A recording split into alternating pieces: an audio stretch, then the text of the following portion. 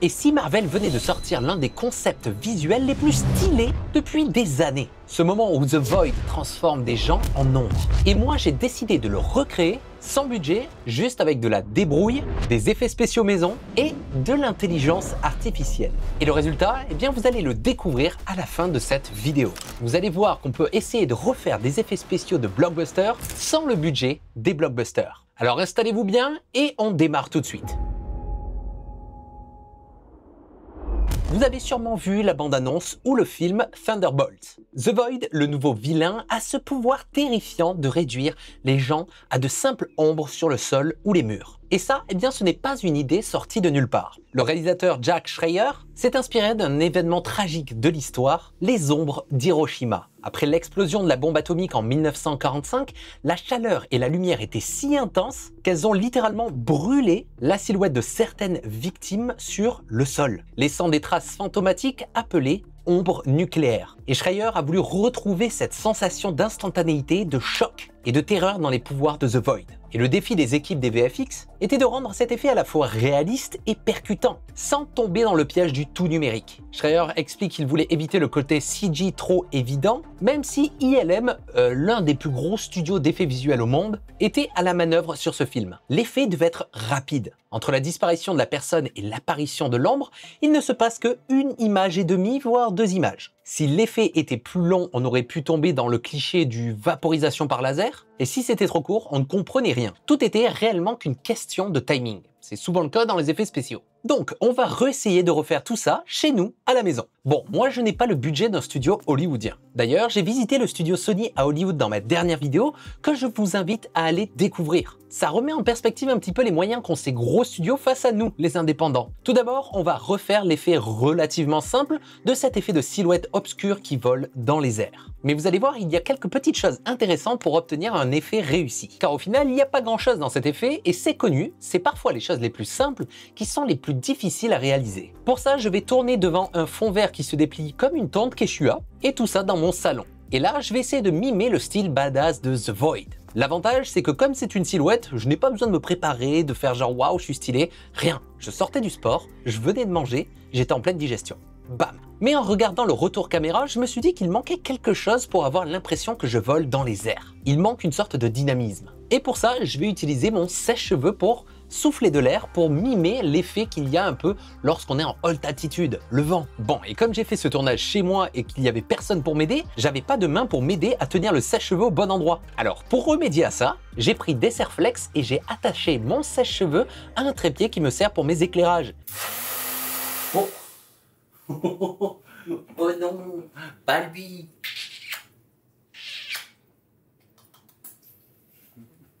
Et ensuite, je me suis placé au bon endroit pour que le sèche-cheveux donne ce petit truc en plus pour avoir un effet intéressant et plus vivant. Maintenant, passons à l'ordinateur. Je vais utiliser le logiciel qu'ils ont sûrement utilisé sur ce film, c'est Nuke. Le logiciel utilisé par tout Hollywood pour faire l'étape du compositing sur tous vos films préférés. Si vous voulez en apprendre un petit peu plus sur le fonctionnement de ce logiciel, j'ai fait une vidéo dédiée à ce sujet. Et pour enlever le fond vert, je vais utiliser les nœuds de IBK Color et IBK Gizmo. En gros, un des nœuds, le IBK Color, va me permettre de m'enlever de cette vidéo sur mon fond vert. Il va remplacer ma silhouette avec le même vert qu'il y a dans mon plan. Et ensuite, avec le nœud de IBK Gizmo, je vais lui donner l'indication de ma vidéo d'origine ainsi que le nœud de IBK Color. Et lui va faire une différence de pixels entre ma vidéo d'origine et celui du nœud de IBK Color. Il va garder les pixels qui sont différents et rendre transparents les pixels qui sont les mêmes. Et là, bam, j'ai plus de fond vert et j'ai vraiment un keying ultra parfait, que cela soit dans les cheveux, ma petite moustache, ma veste, tout est impeccable. Et c'est souvent une technique utilisée sur vos films préférés. Ensuite, pour transformer ma silhouette en sombre, rien de plus simple. Je vais prendre un nœud d'exposition et descendre jusqu'à qu'on perçoive très peu les détails du méchant. Dans le film, si on regarde bien, il n'est pas complètement noir. On voit légèrement des détails, des petits reflets de lumière, mais c'est très léger. Donc, on va faire pareil. Un autre aspect esthétique que je kiffe de The Void, c'est que parfois on voit ses yeux légèrement briller comme s'il y avait une petite lumière qui se reflétait dans ses yeux. Et ça, je trouve que ça le rend absolument terrifiant. Et pour ça, j'ai utilisé mon flash de téléphone pour éclairer mes yeux. Et comme ça, j'ai directement ce reflet de lumière dans mes yeux au tournage. J'aurais pas besoin de le rajouter en post-production en faisant un tracking par exemple. C'est déjà là, donc je me mâche le travail. Et ensuite, je vais donc faire un travail parallèle avec de nouveaux nœuds qui démarrent de mon plan de base. Je vais isoler avec des masques la zone où il y a le flash de mon téléphone qui se reflète et je vais animer ce masque en fonction du mouvement de mes yeux. Et ensuite, je vais ajouter un nœud de grade pour isoler le reflet pour qu'il soit bien blanc et le reste noir. Et ensuite, je vais combiner le tout avec un nœud de merge en plus. En gros, c'est le mode de fusion addition pour les utilisateurs de Adobe Crash Effect. Et voilà, maintenant j'ai un effet de silhouette avec les petites pépites dans mes yeux. Pour le ciel derrière la silhouette, j'ai tourné des vidéos sur mon balcon du ciel que j'avais sous la main. Donc voilà, je voulais pas utiliser de stock shot pour ce coup-ci, je voulais prendre le ciel que j'avais devant moi. Et donc je l'ai juste rajouté derrière. Et pour rajouter un petit peu plus de dynamisme à ces plans figés, c'est que sur un des plans, je tourne la tête. Et je me suis dit qu'en animant un petit peu le ciel dans le sens inverse du mouvement de ma tête, ça allait pouvoir créer comme si la caméra tournait autour de mon personnage. Donc avec un nœud de transform, je vais juste mimer un déplacement. Et voilà, maintenant on a l'impression que la caméra tourne autour de moi. Mais aussi je vais rajouter un peu de camera shake avec une fréquence assez lente. Nous on veut pas comme s'il y avait une explosion sur du sol par exemple. On veut qu'il y ait ce mouvement un petit peu de vague, ça vole. Donc je vais juste avoir une fréquence très très lente. Et pour finir, je vais rajouter un nœud que j'adore dans Neo qui s'appelle Virtual Lens. C'est un nœud gratuit que vous pouvez trouver sur Nukepedia qui va permettre de rajouter plein de phénomènes physiques qui peuvent se passer avec des lentilles de caméra comme celle-ci. Comme par exemple du haze, différents types de glow, de l'aberration chromatique, de l'halation. Bref, je vais rajouter à peu près tout, mais à différentes intensités, différentes échelles, juste pour mimer le fait que ça soit plus réaliste. Et comme vous pouvez le voir, il y a vraiment un avant-après sur le résultat. Moi, je trouve ça bien mieux. Et voilà, maintenant je suis devenu The Void en partant d'un plan très schlag dans mon salon avec un sèche-cheveux et un flash de téléphone. Bon, maintenant, je vais vous montrer comment j'ai fait cet effet de transformation en ombre. Et pour ça, j'ai voulu corser un petit peu plus les choses et pas le faire avec une silhouette d'une personne comme moi, par exemple, mais plutôt avec un animal. Et pour ça, je vais utiliser mon chat, mon petit sphinx. Et vous allez voir que c'est là que l'intelligence artificielle est rentrée en jeu. Et croyez-moi, vous allez être surpris et choqué de ce que j'ai fait avec l'IA. Mais avant, j'aimerais vous parler du sponsor de la vidéo d'aujourd'hui qui m'aide à réaliser cette vidéo, c'est Aorus. Je dois forcément vous parler de l'outil qui m'a servi à réaliser cette vidéo. C'est le Gigabyte Aero 16, un laptop pensé pour les créateurs comme moi. Et c'est clairement une vraie station de travail portable. Déjà à l'intérieur, carte graphique Nvidia GeForce RTX 5070. Autant dire que pour gérer des rendus complexes, comme vous allez le voir plus tard dans la vidéo, j'ai utilisé cet ordinateur portable, ou même faire du montage 4K avec DaVinci Resolve que j'adore, et même de la génération d'IA, eh bien ce PC ne bronche pas, il arrive à tout gérer. Mais ce qui change vraiment tout pour moi, c'est l'écran. C'est un 4K certifié X-Rite Pantone, avec une colorimétrie ultra précise, et ça c'est très important lorsque vous faites des projets créatifs. Le rendu des couleurs. Je peux bosser en déplacement, dans le train ou en tournage, sans devoir trimballer une station de travail complète. Et malgré ça, eh bien, je garde toute la puissance dont j'ai besoin pour mes projets. Mais ce qui fait vraiment la différence, c'est le système de refroidissement WindForce Infinity. Il embarque 2 ventilateurs ultra fins de 89 pales et 4 sorties d'air. En clair, même quand je pousse la machine à fond, elle reste stable, silencieuse et surtout ne perd pas en perf. Ça change tout dans un flux de travail pro.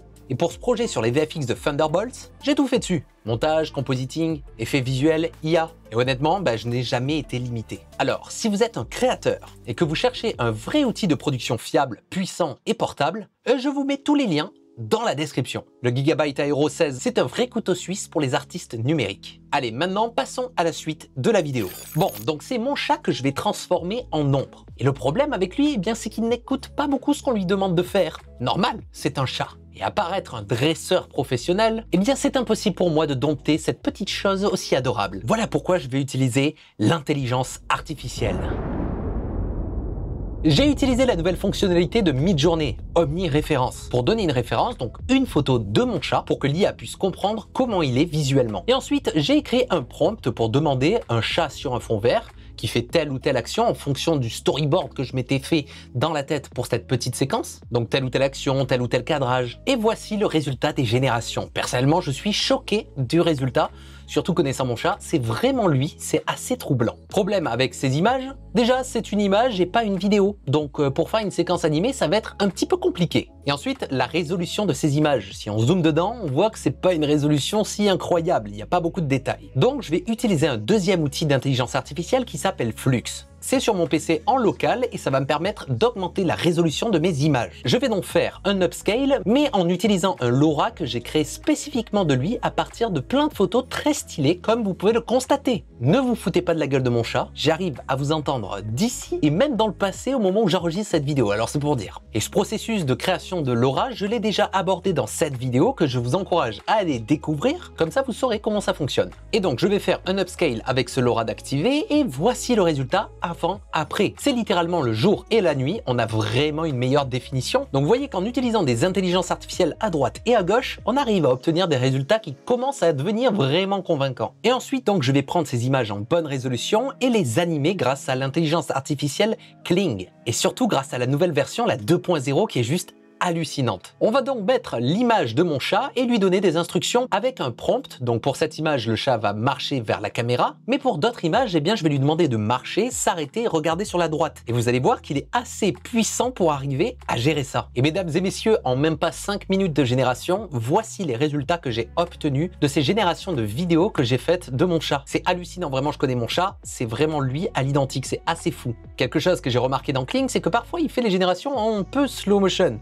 Voilà pourquoi je vais les accélérer à 150 ou 200% pour avoir vraiment quelque chose qui est vraiment réaliste en termes de timing. Et ça, je trouve que c'est vraiment une utilisation géniale parce que déjà, jamais j'aurais réussi à faire ça avec mon chat parce que je sais qu'il est têtu, il m'aurait pas écouté, mais aussi parce que pour son bien-être, tout simplement. Je vais pas le mettre devant un fond vert dans un studio avec des éclairages de partout, lui dire allez, avance, ou essayer avec des croquettes de le faire, ça l'aurait perturbé un petit peu, on est d'accord.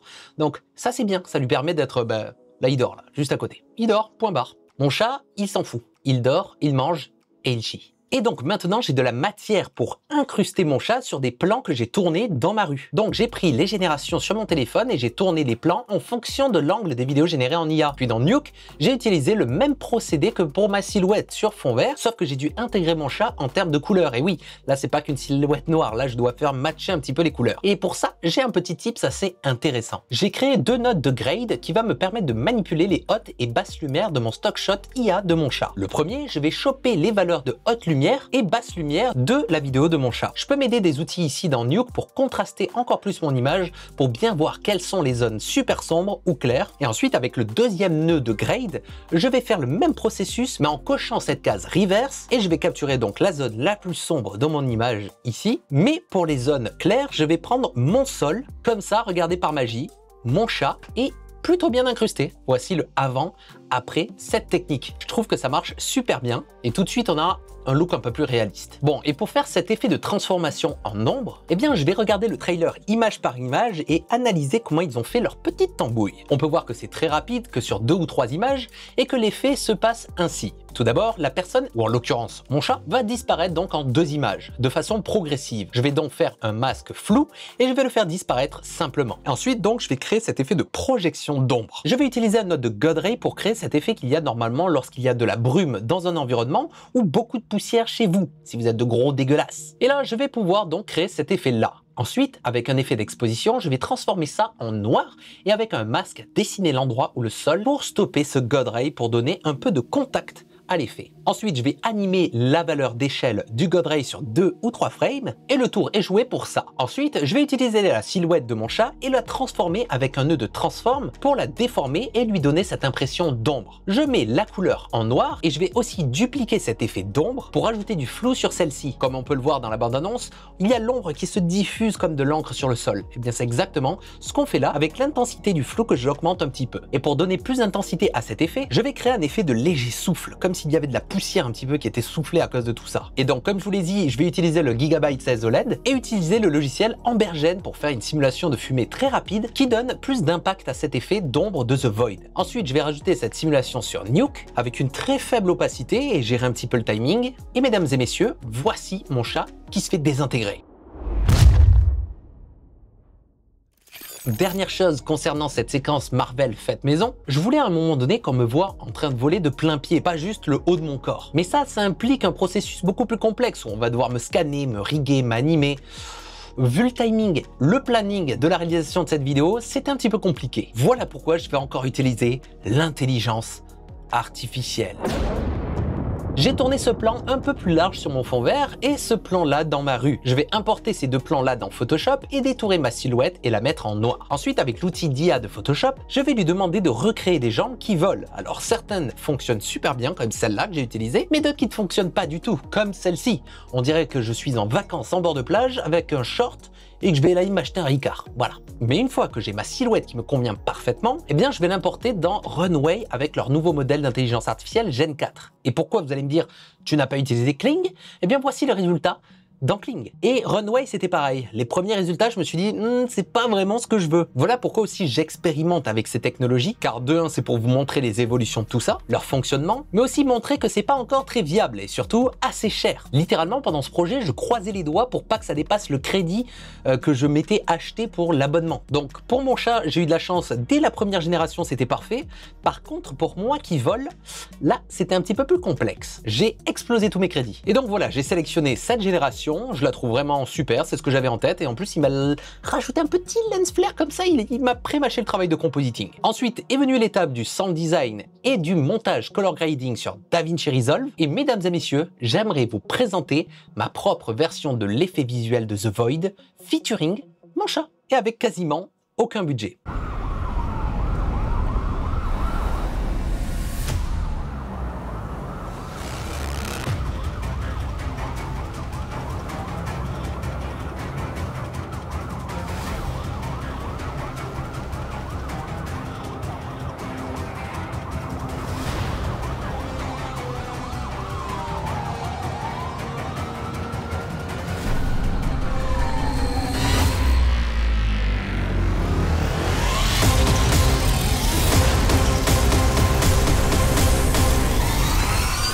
J'espère que vous avez kiffé le résultat final et cette vidéo. J'espère aussi que ça vous aura inspiré et appris des choses avec ces logiciels et ces nouvelles technologies d'IA, car j'aime beaucoup composer avec elles. J'aime bien savoir quelle place vont faire partie ces technologies dans notre travail du quotidien. Pour mon chat, par exemple, j'aurais jamais pu faire ça sans l'intelligence artificielle. Donc je suis un petit peu content d'avoir immortalisé la version IA de mon chat, très ressemblante, donc je peux dire que c'est mon chat, ouais. En tout cas, merci beaucoup à Aorus d'avoir sponsorisé cette vidéo. J'ai pu faire tout le travail de VFX sur un laptop, donc je trouve ça assez incroyable. Donc je vous encourage à aller découvrir les liens qui sont dans la description. C'était Atom et nous on se retrouve très prochainement pour une nouvelle vidéo.